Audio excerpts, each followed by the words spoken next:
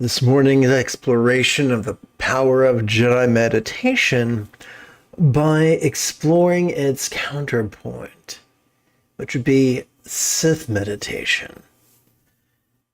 When I hear the word power, I'm reminded of the scene in Empire Strikes Back, in the midst of Vader's duel with Luke, when in the sonorous voice of the baritone voice of James Earl Jones, Vader declares, "If you only knew the power of the dark side." And Yoda was right. The dark side is seductive. It's quick to join you in a fight. And watching the prequels and the antics of Sith Lords like Maul or Sidious or Vader, we can see that, yes, it can fuel great feats of physical power. But that power comes at a terrible price. The magic of George Lucas is that he drew on not only the hero's journey, but spiritual teachings from around the world. So it should come as little surprise that the dark side is based on philosophical Taoism, specifically philosophical Yang, which could be described as being rigid, fearful, controlling, elitist, cryptic, competitive, and cruel.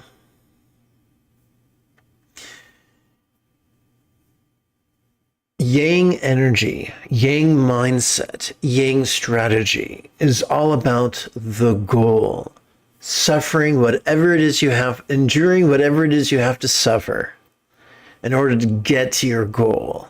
And the lie of the Sith is that the goal, the bliss, the power, the satisfaction, the fulfillment of the goal will make all the suffering that you paid for to get to the goal somehow worthwhile.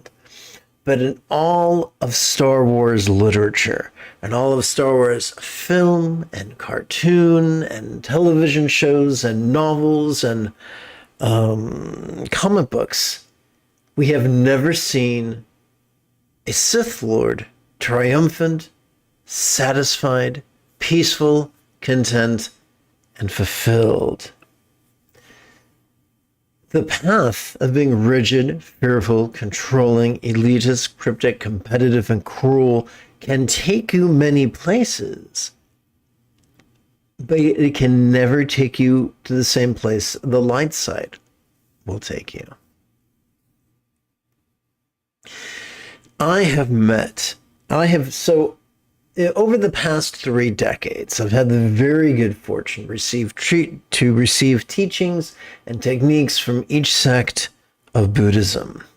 And I've seen every technique and the results of every technique.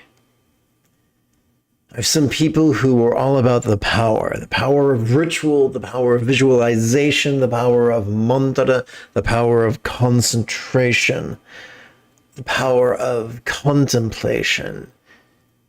And I've seen very great power. I've seen nuns who were minions of demons masquerading as Dharmapalas, who were very powerful, and they could influence circumstances around them. But they knew no peace, they knew no love, and they could not prevent the corruption of the dark side. The dark side leads to the corruption of the flesh. Every Sith Lord who's dipped deeply into the dark side, their eyes turn yellow and their flesh rots. They are worse than a zombie. They are worse than a ghoul. They are rotting alive. This is also seen in Star Wars video games, I forgot to mention previously. And I'm reminded of Yoda's conversation with Luke on Dagobah during Star Wars Episode 5. Let's review the conversation together. Luke asks, "Is the dark side stronger?" That's a legitimate question. Yoda responds, no. Quicker, easier, more seductive. And let's pause right there. The dark side, in another point, Yoda says, the dark side is quick to join you in a fight. And that makes sense, because in a fight, when you're fighting someone with a blaster or another lightsaber who is determined to capture you or mutilate you or kill you, of course, our underbrain is going to become activated. Of course, our amygdala is going to become activated. Of course, our most ruthless feral facet is going to become activated. And that is the stuff of the dark side. So the dark side isn't some sentient entity looking for an in. It's just about our central nervous system. And the very act of being in peril excites the dark side pathways, neural pathways. Let's continue with the conversation. Yoda responds quicker, easier, more seductive. Luke responds, but how am I to know the good side from the bad? Yoda responds, you will know when you are calm, at peace. Here's the magic word. It's the bad word. It begins with P, passive. In America's toxic, fascist culture, passivity is equated with weakness, even though these Christo-fascists claim to worship the Christ. In his Bible, he's depicted as choosing passivity. Around the world, wherever fascism thrives or is at least on the rise, the idea of calmness and peacefulness and passivity is considered repugnant. But consider, if you will, the attributes of yin, the attributes of the light side. One who's successfully traversing the path of the light side will be flexible, loving, laid back, lucid, egalitarian, kind. To me, a wonderful example of this is the duel from episode 1 between Darth Maul and Qui-Gon Jinn, my favorite Jedi of the prequel trilogy. We recall this scene on Naboo in Phantom Menace. Due to the force fields, not only is the Padawan Obi-Wan Kenobi separated from his master Qui-Gon Jinn, but the force field separates Qui-Gon Jinn from his combatant Darth Maul. All three members know they need to wait until the force field mechanism cycles through its process. The question is, what are they going to do whilst waiting? What does Maul do? Maul paced backwards and forwards like a starving tiger, looking to be released from his cave, seething. What did Qui-Gon Jinn do? He sat in meditation to ensure that he would be able to flow from centered spontaneity. Many Star Wars scholars believe that it was in this point that he received a force vision, showing him the inevitability of his death, the effect it would have on the life path of Anakin Skywalker, and the overarching long-term benefit of all the above. That would explain how a seasoned duelist such as Qui-Gon Jinn was able to fall for the Sith Lord equivalent of a rope-a-dope or a sucker punch. Qui-Gon Jinn's greatest. So there's a wonderful saying, perhaps you've heard it used around Zen circles. The goal is the path, not the destination, the path. Well, that's cryptic. What does it mean? It means this. Our goal is not to be called enlightened. Our goal is not the escape from the tyranny of samsara.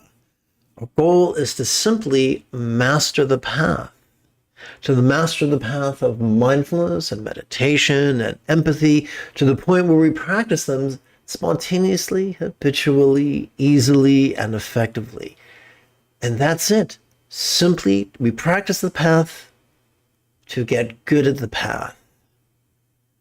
Our only goal is the path. And a wonderful example of that is Qui-Gon Jinn. He only wanted to know the will of the Force and to be a servant of the Force. We, who do not dwell in the galaxy that Lucas built, might call that Force-centered spontaneity. We might call that place flow state. For the highest love is spontaneous and uncontrived. And when our choices and utterances and deeds flow from that spontaneous, uncontrived love, then at last our actions have great meaning and far-reaching benefit. So let's see, I have a question on YouTube. So quick like a bunny, I think I'll answer that. So I'm going to click button 4. So Hemant wrote, "Hello, Lama. Greetings. I hope you remember Hemant from India. Of course, how could I forget? Lama, please teach me some life-changing techniques or contemplations from your experience of these many years. I want to master sexual energy." Now, I'm not sure if Hemant is right here or not, but the key is, so I'll give the answer to that in a few minutes during the final meditation instruction. So bear with me, Hemant. Before we enter the meditation phase of this morning's practice, let's together as a team chant the Tuesday morning excerpt from Red Pine's translation of Yom Jia Zhuan Zhui's Song of Enlightenment. If at any point during this live stream you have a specific question about Buddhist chanting, Buddhist meditation, Buddhist philosophy, or their application, simply type your question in great detail in the chat window. If you're watching on a desktop or a laptop, that window will be on the right. If you're watching on a smartphone, that window will be down below. I'm glad you're still here, Hemant. Bear with us. We'll get to your question momentarily. So together as a team, let's chant.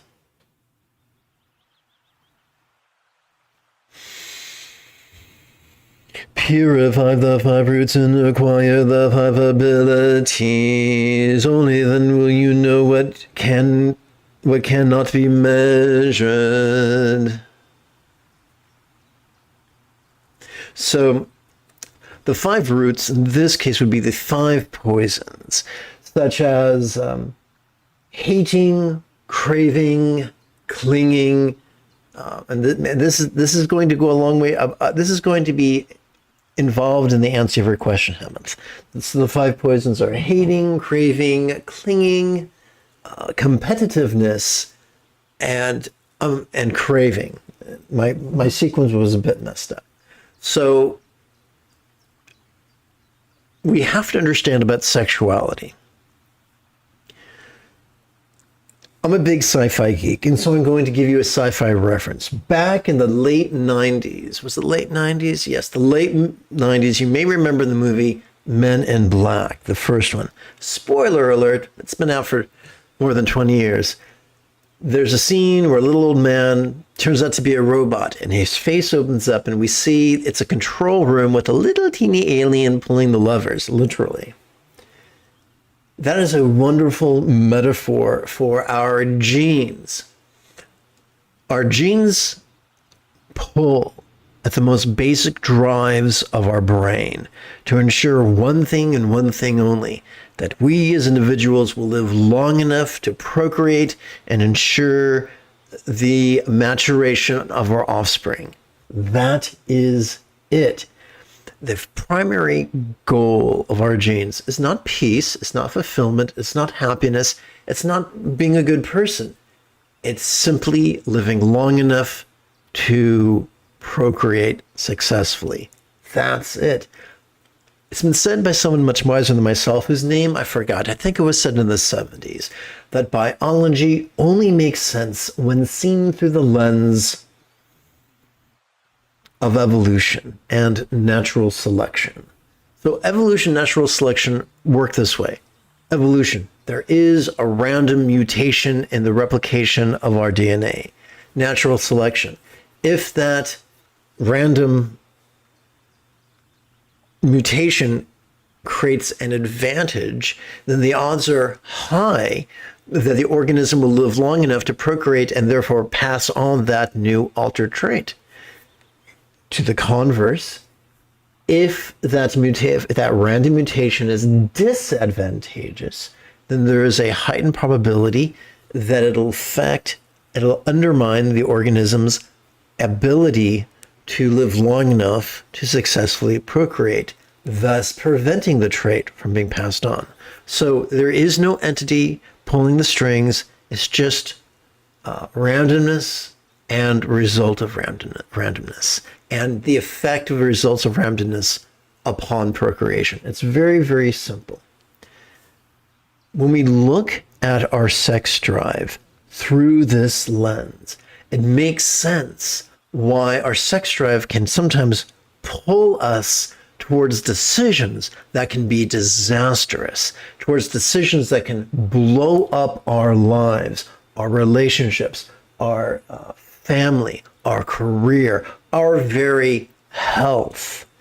These drives are not concerned with, so we have two reward systems. We have a dopamine-oriented reward system, which is all about anticipation of pleasure.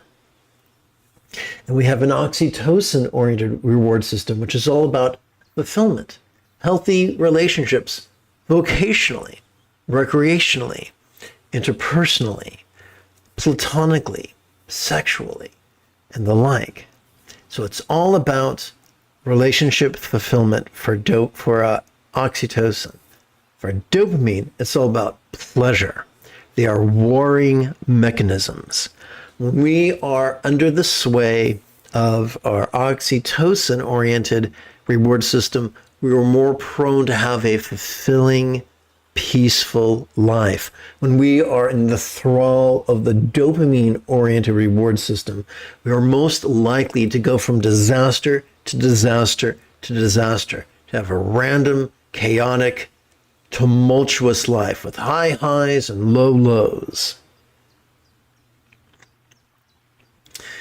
So when we look at our drives, it can be helpful to put it in that context that, oh, this thing right here is not my higher self, it's not my wisdom, it's just part of the bottom of my brain doing what it's programmed to do.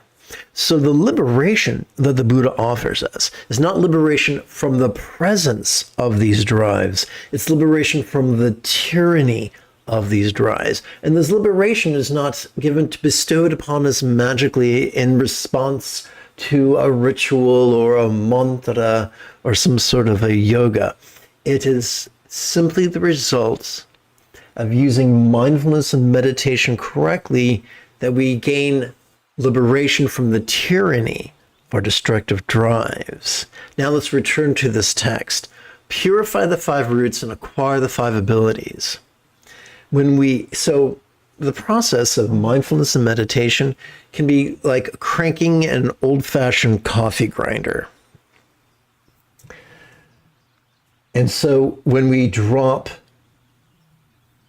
hate, craving, confusion, clinging, and competitiveness into the coffee driver of mindfulness and meditation, what comes out the other side It is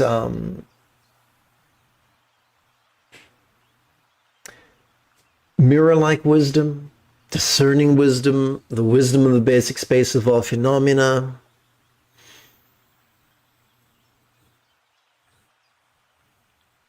All accomplishing wisdom and equalizing wisdom. That's very fancy. Let's make it simple.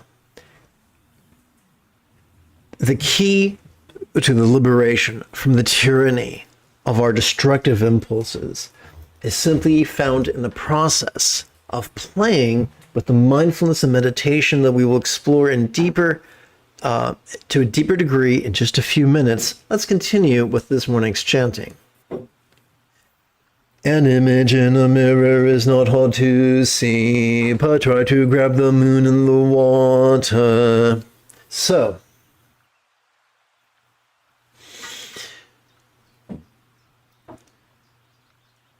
our circumstances are appearing, yet non-graspable. Our body is sensual, yet non-graspable. Our relationships are resounding, yet non-graspable. Our mind is lucid, yet non-graspable. Setting out alone, walking alone. Whoever arrives takes the Nirvana road. Oops, one moment here. Let me quick like a bunny. Do a quick edit.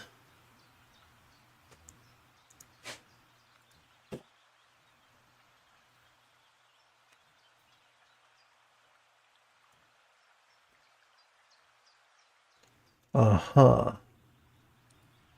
Well, that's weird. I was pushing the wrong button, apparently.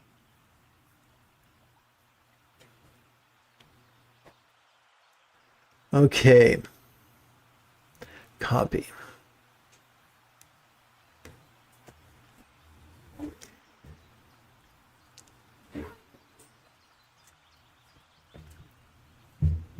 Their appearance ancient, their manner detached, ragged and gaunt, they are not noticed.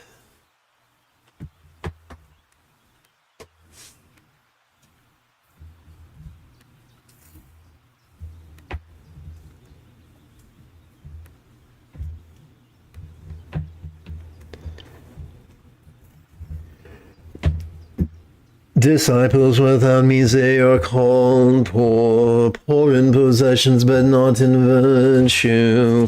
Being poor, of course, they wear him, but their virtue is treasuring the jewel within.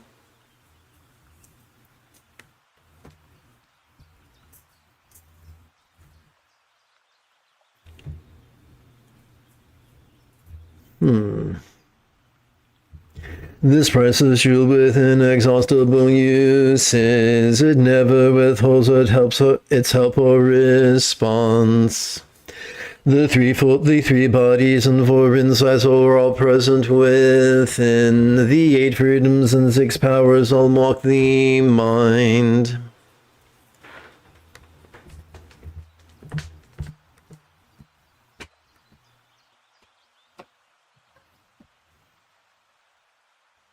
Due to a fortunate quirk of evolution, every vertebrate life form on this planet already possesses a sympathetic nervous system, a parasympathetic nervous system, and an anterior cingulate gyrus, which means that each of us possess the physiological basis to practice mindfulness, meditation, and empathy. We have the tools. All we have to do is use them. Gifted people grasp everything concerning the way at once. Lesser minds here but are not enthusiastic. Thinking of taking off the dirty clothes, they claim they are making progress.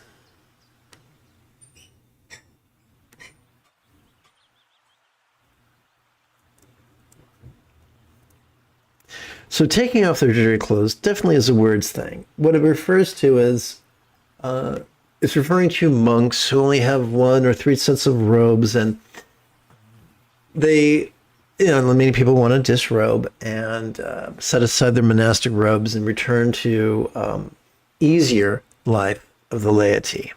And what the author is saying, please don't do that. Complete the path.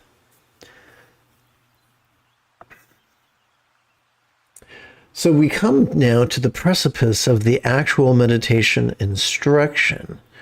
So what I'd like to do is spend less than a minute on housekeeping. This is Lama Jigme Gyatso of the Buddha Joy Meditation School. We have each of us been betrayed by authority figures. Elitism does not work. Meditation is for everyone. Enlightenment is for everyone. I've spent more than 3 decades of my adult life reverse engineering each sect of Buddhism so that you could easily and quickly become the person that your dog already thinks you are.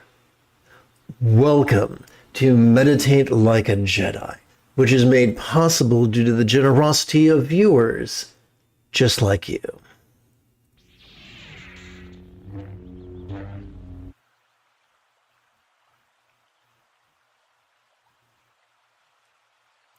Well, that's weird. Something's going on around here. Let's fix that bad boy. Okay.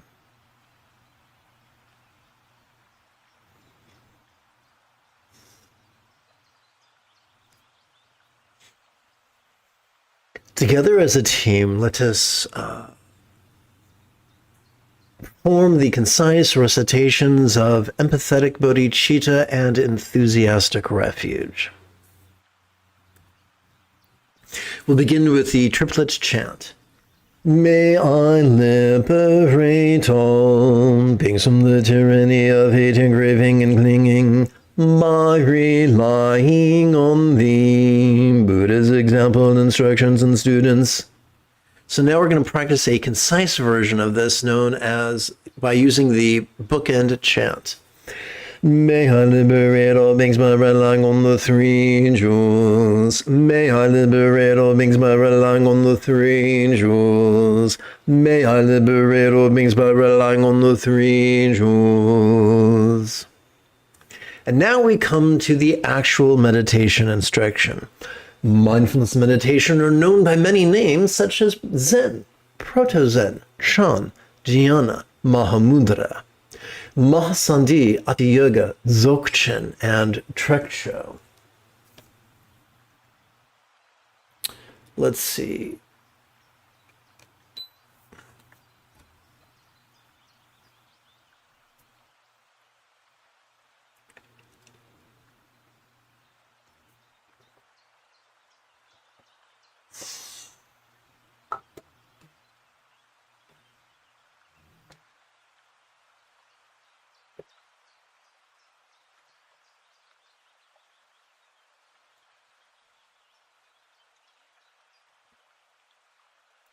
Every time we inhale, whether we know it or not, we access our sympathetic nervous system, ensconced within the thoracic region of our spinal cord. It is evolved not for active concentration, but instead to merely perceive, and to do so vulnerably, passively, viscerally, and randomly. Therefore, we practice mindfulness during each inhalation, as silently and mentally we recite the demonstrative pronoun this.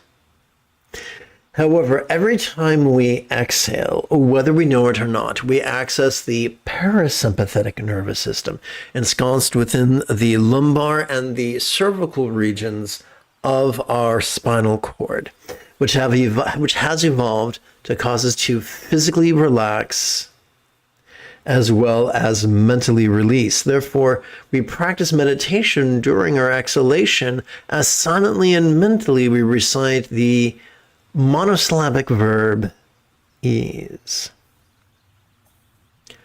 Come. Let us meditate as profoundly as Qui-Gon Jinn on Naboo. How does this relate to our sexual drives? We are wired to procreate. We are wired to be panting, horn dogs, frothing at the mouth, leaping at every opportunity to rub one out against one's hand, against a willing partner, against an inanimate object that is a substitute for a willing partner. It is exhausting. It is deleterious. It is not sustainable. So how do we accomplish liberation from the tyranny of our reproductive drives? Simple. As we breathe in, we notice what's going on. We could notice sights, sounds, sensations, flavors, scents, and the like. We could notice emotions, intentions, thoughts, memories, imaginings, and confabulations. We could notice the incredible, insatiable drive to reproduce. We could notice that which is external or internal, physical or mental, pleasurable or painful, interesting or boring, glorious or grotesque. We simply notice passively, and silently and mentally we recite the pronoun this. What do we do with that which we noticed? What do we do with this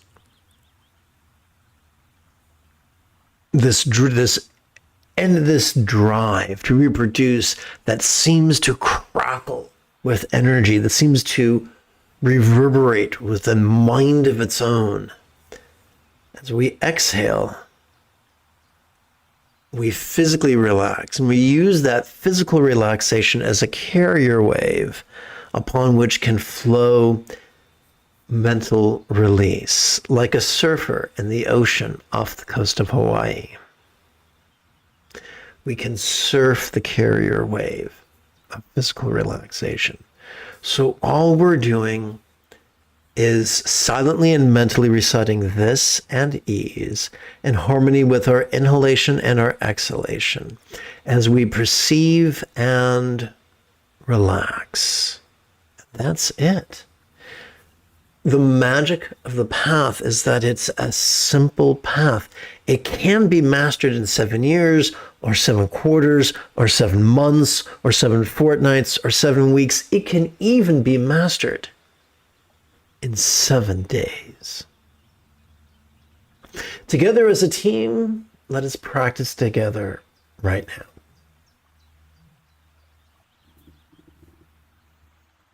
As we sit in meditation in an impeccable posture,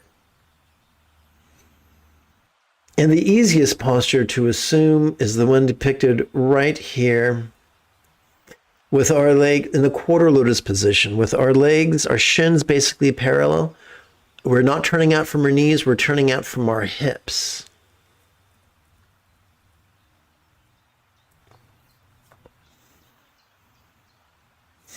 We sit here passively. We don't choose what to notice.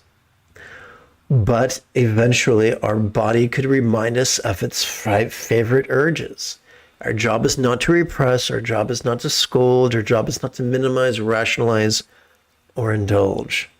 Our job is just to adhere the label peace, this, to whatever we notice. And as we relax into our exhalation, to silently and mentally give voice to the intention to relax with the silent and mental utterance of the verb ease. Here's the irony. We could sit here and witness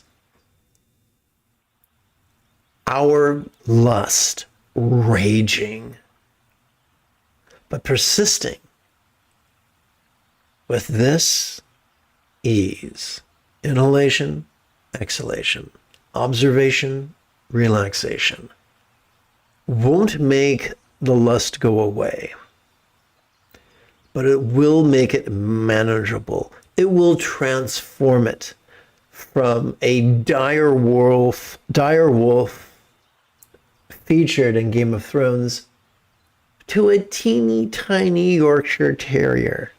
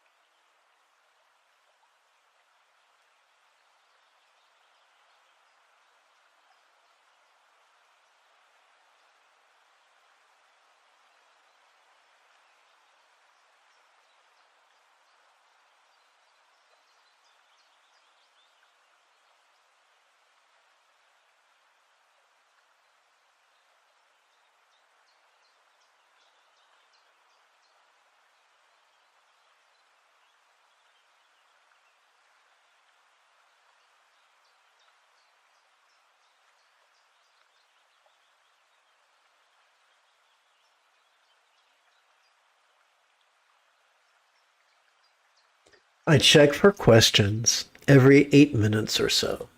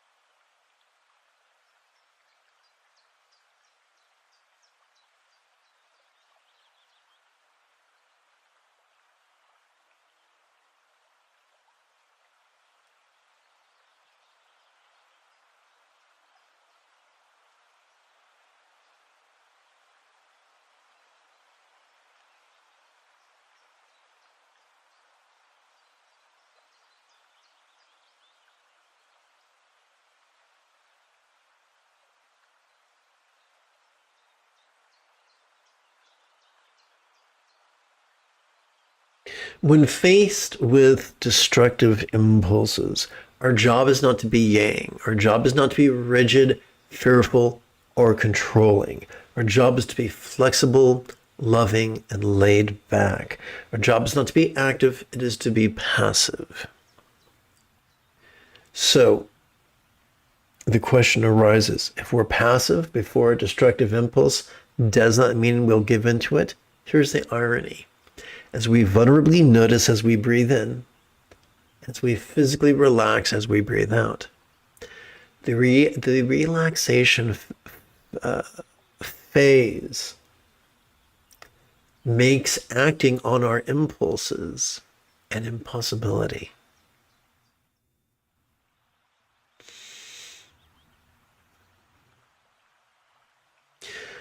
Relaxation makes perception safe.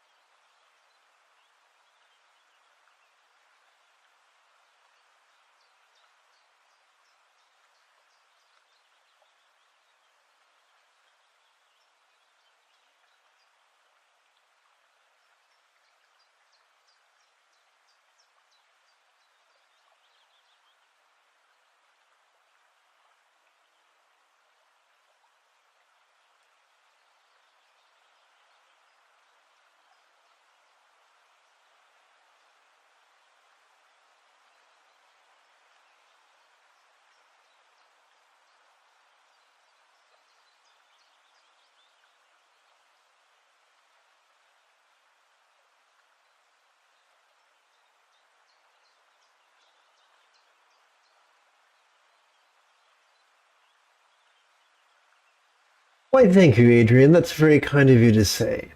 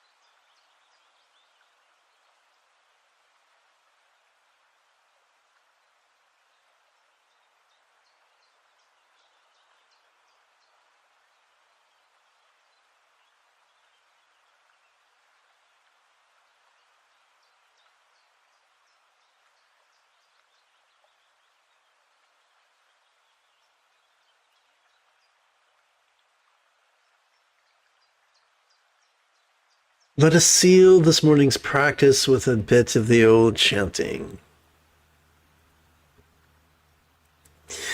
May all beings practice of kind communication, conduct, and calmness flow spontaneous and uncontrived.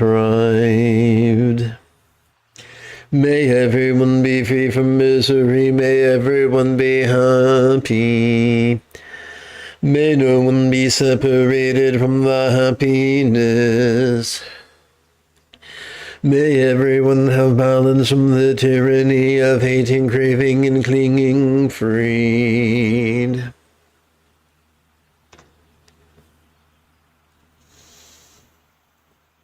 If you feel that I have earned it, you could give this a thumbs up. You could even help support this channel on Patreon.